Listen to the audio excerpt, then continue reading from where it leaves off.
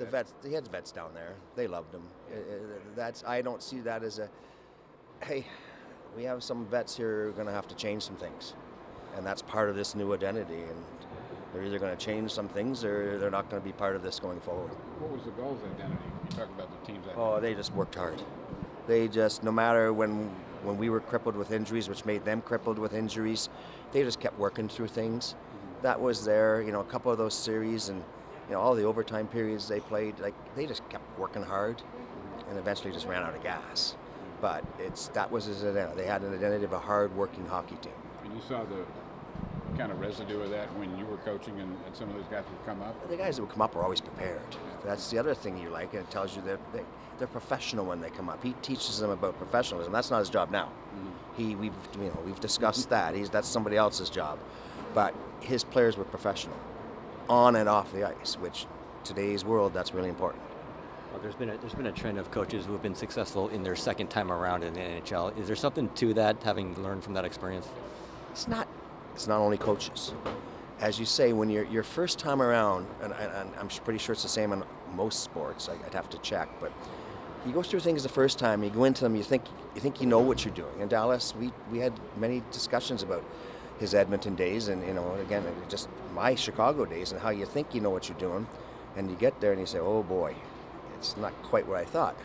So you get some time, you want to get back and you reassess, and the second time around, most people are just much better prepared to go in and do the job. And I have, I know he's gonna be much more ready this time around. You see, coaches come and go in this game with great frequency. Generally speaking, what are the absolutes in your mind that a coach must do? So today, communicate. Make sure every player knows what's expected of them. They all have to know what they're supposed to be doing, when they're supposed to be doing. Explain why, because you can't just tell them now. You've got to explain why that's their role, which is a new thing. They just told you what you were doing, and now you got to explain it why. And so it is what it is, but that's what he's got to do, and that's what he knows how to do. And even though he's addressed it a million times, you were satisfied that he had learned from the first experience. Oh yeah. Well, we talked about a lot of things. In this last year, we talked about a few things, and so we did a few test things I told him we were going to do during the year, and where I would say to him, well, the games I got to see, what about this or what about that? And we'd talk over, because that's how I am. I don't like to lose. I'm competitive, and sometimes I'll ask, okay, why were these guys on ice? Why were that on the ice? And he always had definitive, good answers, and we wouldn't always agree on those, but he had an answer and he had a reason, and that's half the battle, is why. And he had those responses. Bob, how will analytics play into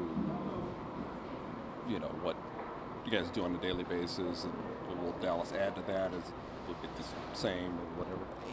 He's not into analytics as much as you might think he is. Mm-hmm. There's a place for analytics in our game. It's evolving.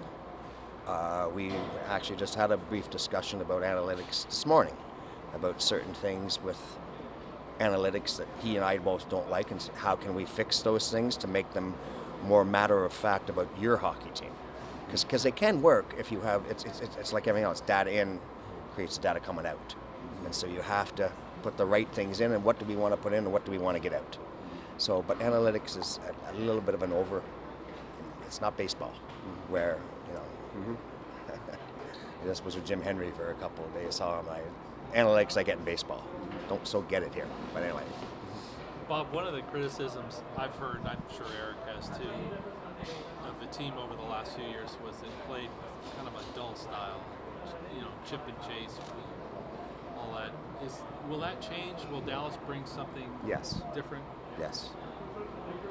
Well, first of all, we'll work harder, and we'll be much more on the puck. We'll get him playing fast in the right way, and he will do that, and that creates more exciting play.